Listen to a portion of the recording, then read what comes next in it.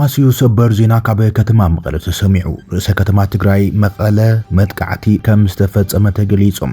እቲ መጥቃዕቲ ድሮን ኣይኮነን ዝብል ድማ ምምሕዳር ከተማ መቐለ መግለጺ ሂብሎሎም ብዛዕባ እዚ ኣብ ከተማ መቐለ ዘጋጠመ መጥቃዕቲ መስረት ብምግባር ዝርዝር ሓበሬታ ሒዝና ኣለና እዚ ከም ዚልን ከሎ ዶክተር ደብረጽዮን ገብረ ሚካኤል ኣብ ወንበር ህወሓት ኣብ እዋናዊ ኩነታት መስረት ብምግባር ዝሃቦ ጋዜጣዊ መግለጺ ብተወሳኺ ናብ ሕብረት ኣፍሪካ ሕብረት ኣውሮፓ ኣሜሪካን ካልኦት ኣገደስቲ ትካላት ማሕበረሰብ ዓለምን ህጹጽ ደብዳቤ ይኸሎም ህወሓት ተዳኺሙ ዝብል ገምጋም ብምንጻግ እንተተጠቂዑ ግን ኢዱን እግርን ኣጣሚሩ ከም ዝዕዘብዩ ዶክተር ደብረጽዮን ኣብ ደብዳቤኡ ገሊጹ ብዛዕባ እዚ ደብዳቤ እውን ዝርዝር ሒዝና ኣለና ዕጥቋት ፋኖ ኣብ ዝሓለፉ መዓልታት ኣብ ክልል ኣምሓራ ርእዩ ወተሃደራዊ ምስፍሕፋሓት ከም ዝገብሩን ንከተማ ደብረ ታቦር ተቆጻጺሮም ከም ዝነበሩም ማዕኸናት ዜና ጸብጺበን እየን እንትኾነ እቲ ጉጅለ ዕጡቕ ካብታ ከተማ ለቂቑ ወጽሎም መንግስቲ ክልል ኣምሓራ ድማ እቲ ኣብቲ ክልል ኣጋጢሙ ዘሎ ከቢድ ወተሃደራዊ ግጭት ንህወሓት እዩ ከሲሱ ዘሎ ኣገዳሲ ዲፕሎማሲያዊ ምዕባለ ካብ ርእሰ ከተማ ኢትዮጵያ ኣዲስ አበባን ርእሰ ከተማ ኤርትራ ኣስመራን ተሰሚዑሎም ስዑድ ዓረብ ኣብ መንጎ ኢትዮጵያን ኤርትራን ዲፕሎማሲያዊ ድርድር ንምክያድ ተሰርሕ ከም ዘላ ዘመላኽቱ ሓደሽቲ ምዕባለታት ወፂሞሎም ንግስነት ስዑድ ዓረብ ናብ ኣዲስ አበባ ሚኒስትር ጉዳያት ወጻኢም ናብ ኣስመራ ድማ ምክትል ሚኒስትር ጉዳያት ወጻኢ ልኢኻላ ብዛዕባ እዚ ዜና ዝምልከት ዝርዝር ሒዝና ኣለና ከቢድ ወጥሪ ሚኒስትር ጌታቸው ረዳን መራሒ ኦፌኮ ፖለቲከኛ ጀዋር መሐመድን ዝምልከት ኣዘራራቢ ርእሰ ጉዳይ እውን ሒዝና ኣለና ፕሬዚደንት ሶማል ሐሰን ሼኽ መሐመድ እስራኤል ንመስመር ቀይሕ ባሕርን ቀርና ኣፍሪቃ ንምቁፅጻር ኣብ ልዕሊ ሃገራት ዓረብ ጽልዋ ንምፍጣር ትንቀሳቐስ ከም ዘላ ከሲሱም ኣብ ሱዳን ዘጋጠመ ሓደጋ ምግልባጥ ጀልባ ብውሕዱ 21 ሰባት ሞይቶም ኢራን መጥቃዕቲ እንተተፈጺምዋ መጻብቦ ሄርሙዝ ክዕጾ ከም ዝኽእል ብወግዒ ኣጠንቂቓ እዚ ከም ትሪን ከሎም ኣሜሪካ ተወሳኺ ፉሊ ኣሃዱ ሓይሊ ናብ መስመር ወሽመጥ ዓረብ ከም ዘእተወት እውን ተገሊጸሎ ብዛዕባ እዚኦም ብዝርዝር ክንነግረኩም ኢና ትግራይ ሆራይዝን ሰብስክራይብ ላይክ ሼር እንዳገበርኩም እዋናዊ ዜናታትን ሓደሽቲ ምዕባለታትን በብእዋን ክበጽሑኩም እዮም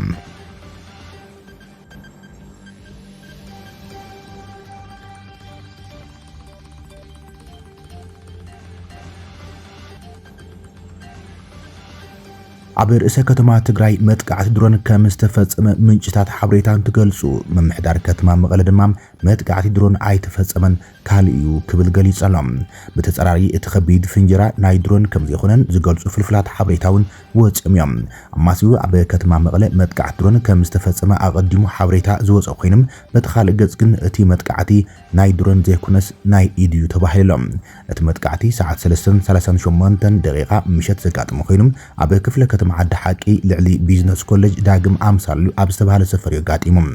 እቲ መንደር ማእኸል ሰላማን ነበርቲ ምዃኑ ዝፍለጥ እዮም እንተኾነ ግና ኣማሲዩ መጥቃዕቲ ድሮን ተፈጺሙ ዝብሎም ኣቐዲሞም ሓበሬታ ዝለኣኹና ፍልፍላት ዜናም ምድንጋጽ ፈጢሮም እቲ ብርቱዕ ድምጺ ቁምቡላ ኣብ ዝተፈላለዩ ከባቢታት ከተማ መቐለ ከም ዝተሰምዐን ከም ዘነቓነቕን ከቢድ ድንጋጸ ከም ዝፈጥረን እዮም እቶም ፍልፍላት ካብታ ከተማ ገሊጾም እቲ መጥቃዕቲ ንመን ዒላማ ከም ዝገበረን ዝወረደ ጉድኣትን ዝምልከት እዚና ክሳብ ዝዋደድ ዝርዝር ዝበለ ሓበሬታ ካብ ዝምልከቶ መንግስታዊ ኣካል ይትገለጸን ካብ ምምሕዳር ከተማ መቐለ ሓበሬታ ከም ዝተቐበሉ ዝሕብሩ ፍልፍላት ሓበሬታ ቤት ጽሕፈት ህወሓት እቲ ዝተሰምዐ ከቢድ ፍንጀራም ድሮን ከም ዘይኮነ ድሒሮም ጽሒፎምሎም ቤት ጽሕፈት ጸጥታ ከተማ መቐለ ከም ዝገለጾ እቲ ሎሚ ኣብ ከባቢ ዳግም ኣምሳል ዝተሰምዐ ድምጺ ቅድሚ ሕዚ ኣብ ዝነበረም ተመሳሳሊ ቦታ ዘጋጥመ ኢሎም ዛጊድ ኣብ ሰብ ዝበጽሐ ጉድኣት ከም ዘለን መንቀልኡ ይጻረር ከም ዘሎ እዮም እቶም ፍልፍላት ሓበሬታ ቤት ጽሕፈት ህወሓት ድሒሮም ገሊጾም ሓላፊ ቤት ጽሕፈት ዘፍረ ሰላም ጸጥታን ከተማ መቐለ ኣቶ ረድሃኝ ፍሳሃም ንኤፍኤም መቐለ ኣብ ዝሃቦ ሓበሬታ እቲ 5 ጥሪ 2018 ዓ.ም ከባቢ ሰዓት 3 ፍርቓን ናይ ምሸት ኣብ ክፍለ ከተማ ዓዲ ሓቂም ላዕለዋይ በሪ ቢዝነስ ኮሌጅ ሰላም ጸጥታን ከተማ መቐለ ንምዝራግን ህዝቢ ከተማ መቐለ ንምሽባርን ተልእኹ ብዘሎም ሓይልታት ጥፍኣት ኮነ ተባሂሉ ዝተፈንጀረም ነታዊም ኣብ ህይወት ሰብ ኮነ ኣብ ንብረት ዘብጽሖ ዝኾነ ይኹን ጉድኣት የለን ኢሎም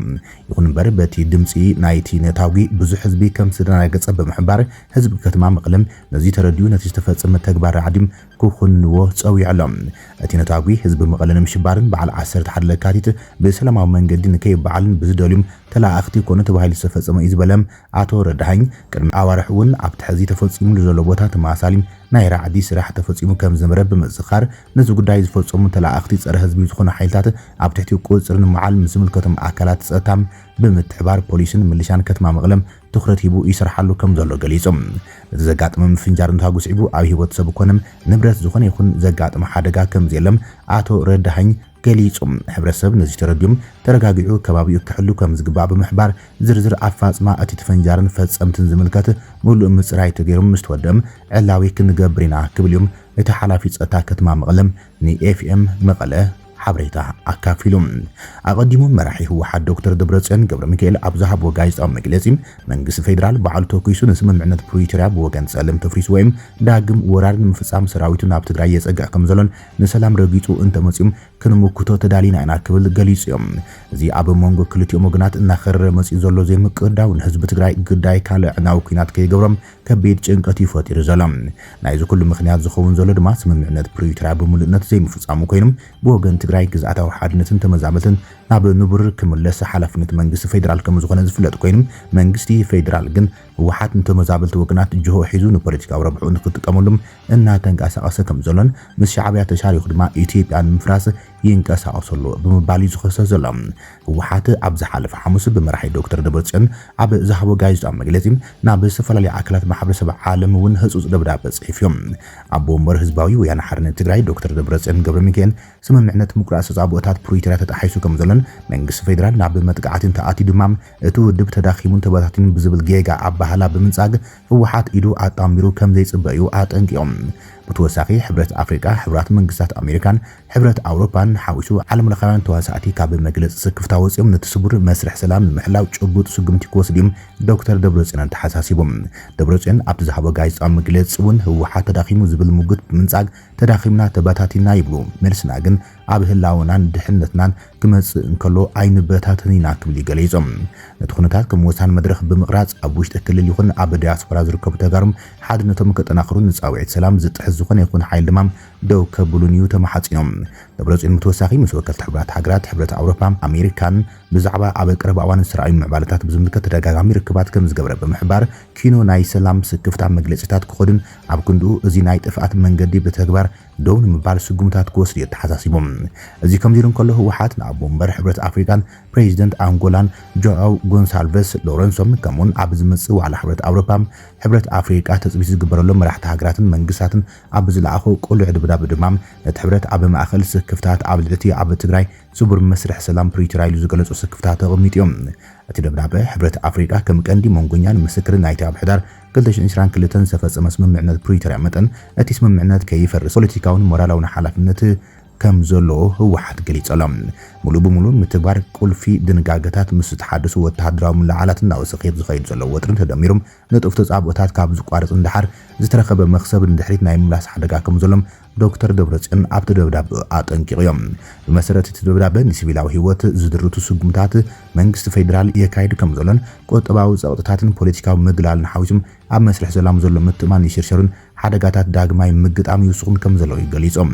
ነቲ ስምምዕነት ምሕላው ዘይምኻል ንሰሜን ኢትዮጵያ ከይረጋግዕን ኣፍሪቃዊ ፍታሕን ቡድታት ኣፍሪቃ ዝብል ተኣማንነት ከዳኽምን ከም ዝኽእል እዩ ዶክተር ደብረጽዮን ጠንቂቖም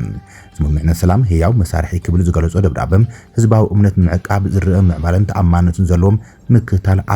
ኣገዳሲ ምዃኑ የጉልሆም መራሕቲ ሕብረት ኣፍሪቃ ነቲ ኣብ ቀረባ እዋን ዝካየድ ዋዕላ ተጠቒሞም ቀያዲ ባህሪ ባይቶ ሕብረት ዳግማይ ከረጋግጹን ብኩሎም ወገናት ሙሉ ብሙሉ ተግባራዊ ክኸውን ጸቕጢ ክገብሩን ጻውዒት ተቕሪበሎ ህወሓት እቲ ጻውዒት ብተወሳኺ ብመሰረት ስምምዕነት ዝተሓሰበም ናይ ሕብረት ኣፍሪቃ ናይ ምክትታልን ምርግጋጽን ስምምዕነት ብቁልጡፍ ክነጥፍን ሕገ መንግስታዊ ስርዓት ክምለስን ንሲቪላት ምክልኻል ከምኡን ተመዛበልቲ ህዝብታት ብውሑስ መንገዲ ናብ መረበቶም ክምለሱ ተላቢሎም ብተወሳኺ ንሲቪላዊ መነባብሮን ሰብኣዊ ተበጻሕነትን ብዘይመጠን ዝጸሉ ስጉምታት ደው ክብል ከም ዘሎን ከምኡን መሰረታዊ መንቀሊታት ናይቲ ግጭት ንምፍታሕ ዝተዋለደም ፖለቲካዊ ዘተ ክካይድ ህወሓት ጸዊዖም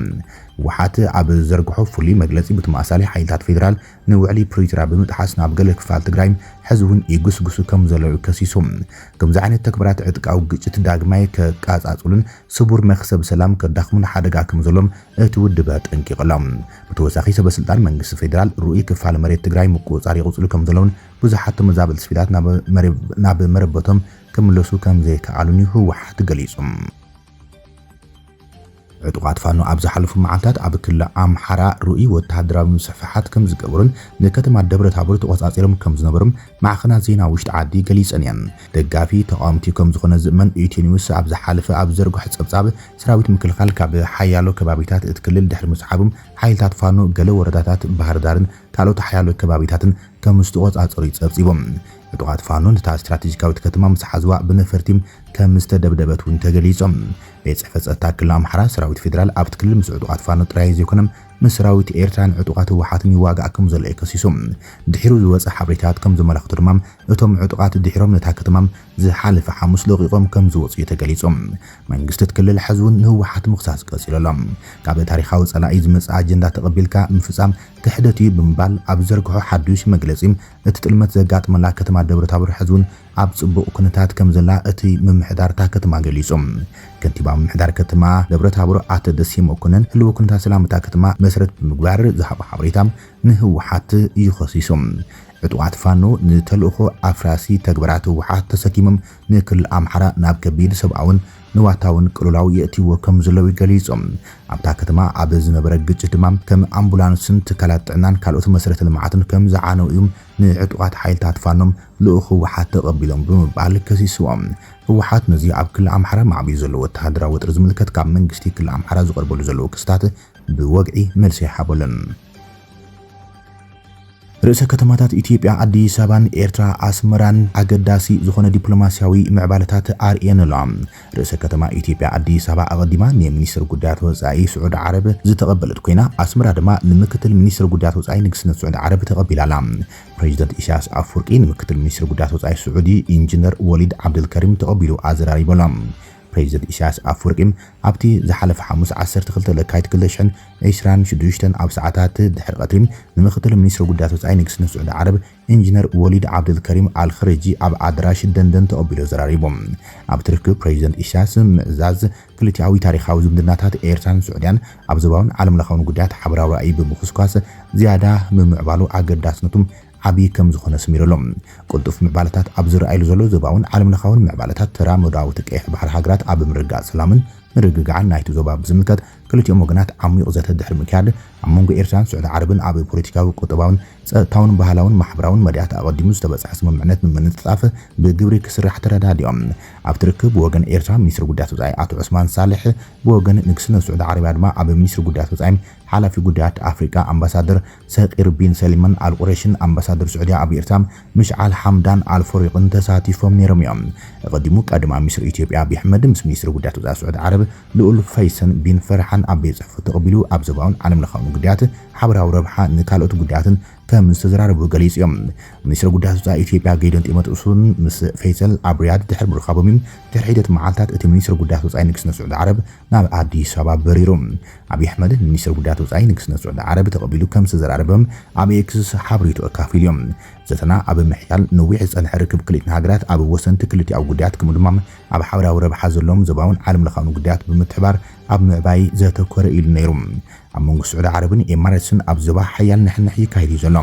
ኢትዮጵያ ምስ ሕብራት ኤማሬት ዓረብ ብምትሕባር ንጉጅለ ሱዳን RSF ዝውዕል ሚስጥራዊ ወተሃደራዊ ማዓስከር ተሃንጽ ከም ዘላ ኣብ ዝቐረባ መዓልታት ሮይተርስ ኣቃሊዖም። ዛጊድ ካብ ብወገን መንግስቲ ኢትዮጵያ ብዛዕባ እቲ ክሲ ዝተዋሃበ ምላሽ የለን። ኤማሬትስ ግን ከምዚ ዝበለ ምትእትታዋት ከም ዘይትገብር ብምግላጽ ነቲ ክሲ ነጺጋታ እያ። ዑደት ሰበስልጣናት መንግስቲ ስዑድ ዓረብ ናብ ኢትዮጵያን ኤርትራን ድማ ብቐንዱ ኣብ ኩናት ሱዳን ዘሎ ምዕባለታት መሰረት ዝገበረ እውን ክኸውን እንከሎም ኢትዮጵያ ኣብ ጉዳይ ቀይሕ ባሕሪ ኣብ ጊሳቶ ዘላ ሕቶ ኣፍ ደገ ባሕሪ ምስ ኤርትራ ኣትያቶ ዘላ ወጥሪ መሰረት ብምግባር ንግስነት ስዑድ ዓረብ ንኣዲስ ኣበባን ኣስመራን ንምቅራብ ተበግሶ ወሲዳት ሰርሕ ትህሉ ከም ትኽእል እዩ ዝግለጽ ዘሎ። ስዑድ ዓረብ ቀንዲ መሻርክቲ መንግስቲ ኢሳያስ አፈወርቂ ኣብ ሃገራት ዓረብ ከም ዝኾነ ዝፍለጥ ኮይኑ ፕሬዚደንት ኢሳያስ አፈወርቂ ኣሰልቻዊ ዝተባሃለ ዑደት 5 መዓልታት ቅድሚ ክልተ ኣዋርሕ ናብ ሪያድ ከም ዝገበረ ዝፍለጥ እዮም። እዚ ድማ መንግስቲ ስዑድ ዓረብ ኣብ ዞባ ቀይሕ ባሕርን ቀረና ኣፍሪካን ብንእሽቶ ሃገር ሕብራት ዓረብ ኤሚሬትስ ጽልዋታቱ ከይስን ብተበግሶን ብፍሉይ ትኹረትን ክሰርሐሉ ከም ዝግባእ ፕሬዚደንት ኢሳያስ አፈወርቂ ተማሓጺኑ ከም ዝተመለሰ ኣይርሳሕን እዮም። እዚ ሓዱሽ ዲፕሎማሲያዊ ንጥፈታት ሪያድ ኣብ ዞባ ቀረና ኣፍሪካ ድማ መራሕቲ መንግስታት ኢትዮጵያን ኤርትራን ዳግም ናብ ዲፕሎማሲያዊ ጠረጴዛ ከቀራርቦም ከም ዝኽእል ዝተፈላለዩ እንትታት ይቐርቡ እዮም ዘሎም። ከቢድ ወጥሪ ሚኒስትር ጌታቸው ረዳን መራሒ ኦፌኮ ጀዋር መሐመድን ተፈጢረሎም ግዚያዊ ፕሬዝደንት ትግራይ ነበርን ሕዚ ኣማኻሪ ቀዳማይ ሚኒስትር አብይ አሕመድን ዝኾነ ኣቶ ጌታቸው ረዳም ንፖለቲከኛ ጀዋር መሐመድ ብትሪ ነቒፎም ነቐፌታ ኣቶ ጌታቸው ኣብ ክልላዊ ሱዳን መንግስቲ ኢትዮጵያ ዘሎ ተሳትፎን መረገጽን ብዝምልከት ጀዋር መሐመድ ኣብ ቀረባ እዋን ኣብ ዝሃቦም ተኸታተልቲ ትንታነታትን ነቐፌታታትን መንግስቲ ኢትዮጵያ ዝተመርኮሰ እዮም ኣቶ ጌታቸው ኣብ ልዕሊ ጀዋር ዝሃቦ ነቐፌታም ጀዋር ኣብ ልዕሊ ቀዳማይ ሚኒስትር አብይ አሕመድ ዘሎ ውልቃዊ ፖለቲካዊ ተቃውሞም ምስ ናይቲ ሃገር ናይ ነዊሕ እዋን ስትራቴጂካዊ ረብሓታት ክትሓዋወስ ኣገባብነት የብሉን ክብል ገሊጾም ብመሰረት ጌታቸው ዝለዓሉ ነጥብታት ኢትዮጵያ ኣብ ጉዳይ ሱዳን ስቂላ ተዓዛቢት ኮይና ክትጸንሕ ኣይትኽእልን እያ ሱዳን ኣብ ዝተበታተነሉ እዋን ኢትዮጵያ ድማ ዝያዳ ትጥቃዕ ወገን ስለ ዝኾነት እቲ ሃገር ንረብሓ ንምሕላው እትገብሮ ጻዕሪ ከም ጌጋ ክረአ የብሉን ኢሎም ግብፅን ካልኦት ዞባውያን ሃገራትን ኣብ ክልላዊ ሱዳን ናይ ገዛ ርእሰን ረብሓታት እናስዓባ እንከሎም ኢትዮጵያ ሞራላዊ ገለልተኝነት ክተርኢ ጥራይ ምጽባይ ስትራቴጂካዊ ክሳራ ምዃኑ ወሲኹ ገሊጾም ንመጻኢ ሃገር ክመርሕ ዝብህግ ዝኾነ ፖለቲከኛ ኣብ መንጎ ግዚያዊ ገዛ ውድብን ዘይቀየር ስትራቴጂካዊ ረብሓታት ሃገርን ከፈሊ ዝግባእ እኳ እንትነበረም ጀዋር ግን ከምኡ ክገብር ኣይከኣልን ብምባልም ጌታቸው ኣትሪሩ ነቒፎም ጀዋር መሐመድ መንግስቲ ኢትዮጵያ ንሓይልታት ቁልጡፍ ደገፍ ሱዳን ዝገብሮ ዘሎ ደገፍ ኣብቲ ሃገር ወተሃደራዊ ታዕሊም ማዓስከር ምኽፋትን ንኢትዮጵያ ምስ ግርባብቲ ሃገራት ኣብ ምትላኽ የእትዋ ላዕላውነት ዞባ ድማ ኣብ ሓደጋ የእትዎ ከም ዘለውን ኣብ ቀረባ እዋን ኣብ ዘርግሑ ዓንቀጻት ተማጊቱ እዮም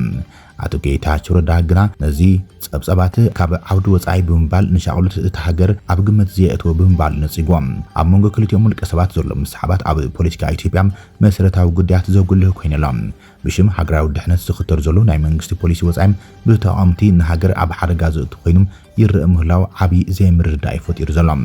ሓደ ተቃዋሚ ፖለቲከኛ ንወጻኢ ፖሊሲ መንግስቲ ክነቅፍ እንከሎም ኣበይ ደው ክብል ኣለዎ ዝብል ሕቶ ኣገዳሲ ምዃኑ ኣቶ ጌታቸው ረዳ ኣልዒሎም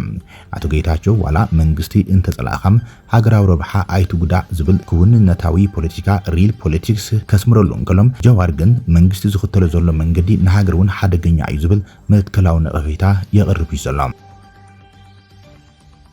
ፕሬዝደንት ሶማሊያ ሓሰን ሼክ መሐመድ እስራኤል ሶማሊላንድ ኣፍልጦ ማህባ ምግሃስ ላዕላውነት ሶማሊያን ዞባዊ ሰላም ክብል ብትሪ ኮኒንዎም እቲ ፕሬዝደንት መንግስቱ ነቲ ውሳነ ንምግልባጥ ሰለስተ ሸነኻት ዘለዎም ፖለቲካውን ሕጋውን ስትራቴጂ ትግብር ከም ዘሎ ገሊጾም ብመሰረት ፕሬዝደንት ሓሰን ሼክ መሐመድ ሓድነት ሶማሊያ ዝኾነ ሰብ ክሰግሮ ዘይክል ቀይሕ መስመር ምዃኑ ገሊጾም እቲ ፕሬዝደንት እስራኤል ብመንገዲ ቀዳማይ ሚኒስትር ቤንጃሚን ኔታንያሁን ንሶማሊላንድ ከም ናጽ ሃገር ኣፍልጦ ማህባም ግሉጽ ምጥሓስ ህግራዊ ሕግን ቻርተር ሕብራት ሃገራትን ክብል ነጺጎም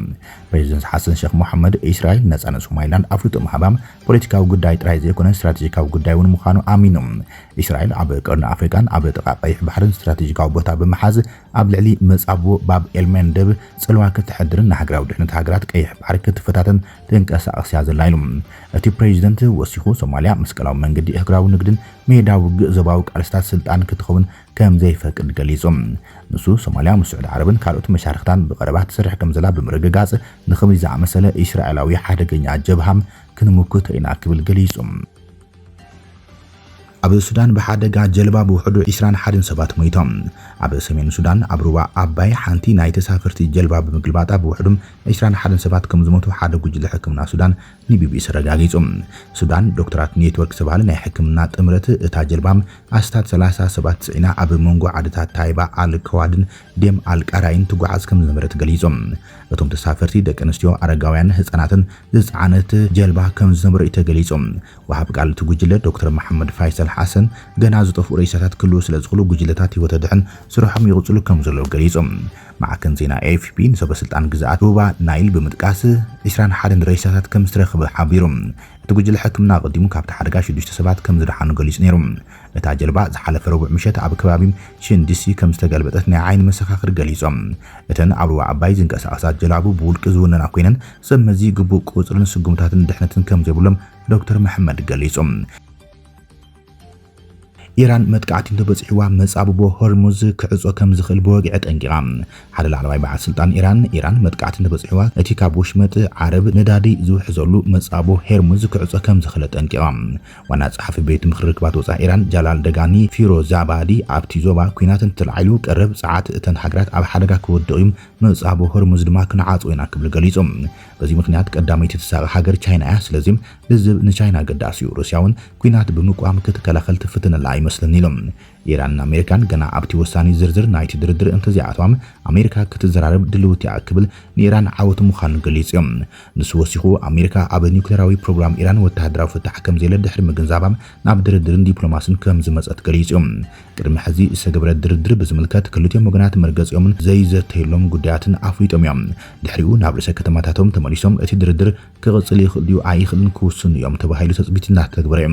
እዚ ከምዚ ኢሎም ከሎ ድማ ኣብቲ ዞባ ተዋፊሩ ዘሎ ማእኸላይ ትእዛዝ ኣሜሪካ ክወፍረሉ ዝኽእል ምድላዋት ይገብር ከም ዘሎም ዝሕብሩ ስእልታት መልእኽታትን ወፂኦም እቲ ብሴንትኮም ዝፍለጥ ኣዛዚ ማእኸላይ ትእዛዝ ኣሜሪካ ኣፓቺ ናይ ውግእ ሄሊኮፕተር ኣብ ማእኸላይ ምብራቕ ንውግእ ይዳልዋ ዝብል ጽሑፍ ዘለዎ ስእልታት ኣብ ማሕበራዊ መራኸቢታት ተካፊሉ እቶም ስእልታት ኣብ ረርቲ ብወተሃደራዊ ሄሊኮፕተር ኣሜሪካ AH-64 ኣፓቺ ሄሊኮፕተር ንውግእ ክዳልዋም እንከለዋን ምስ ኣፓቺ ሄሊኮፕተራት ንውግእ ይዳለው ከም ዘለው ዘመልክት ዜናታት እዮም ዘርጊሖም ሴንትኮም ኣብ ኤክስ ገጹ ብቋንቋ ፋርስ ኣብ ዝለኣኸ መልእኽቲ ኣብ ቀረባዋን ኣፓቺ ሄሊኮፕተራት ናብ ሶርያ ተዋፊረን ኢላማታት ግብረ ሰበራውን ኢላማ ብምግባር ዝተፈላለዩ ተልእኾታት ንምክያድ ተዳሊነን ነው ኢሎም ሰራዊት ኣሜሪካን እተን ሄሊኮፕተራት ንሓይልታት ምድራዊ ናይ ቀረባ ደገፍ ኣይርከባን ነዊሕ ርሕቀት ዝኸይድ ሚሳይላት ተጠቒመን ልዑል ንጽዓት ዘለዎ መጥቃዕቲ ከካይዳን ክኽእል ኣየን ኢሎም እዚ ምእዋጅ ድልውነት ሓይልታት ኣሜሪካ ኣብ ማእኸላይ ምብራቕ ወጥረት ምንካይ ኣብ ዝግበር ዘሎ ጻዕሪም ካልኣይ ዙርያ ዝርብ ምስ ኢራን ንኽጅመር ተጽቢት ኣብ ዝገበረሉ ዘሎ እዋን እዮም ክቡራትን ፍትዋትን ተኸታተልቲ ዜናታትና ንይስዓ ዝበልናይ መሓደሽቲ ምዕባለታትን እዋናዊ ዜናታትን ዛዚምና ንምክትታልኩም ነመስግን ሰላም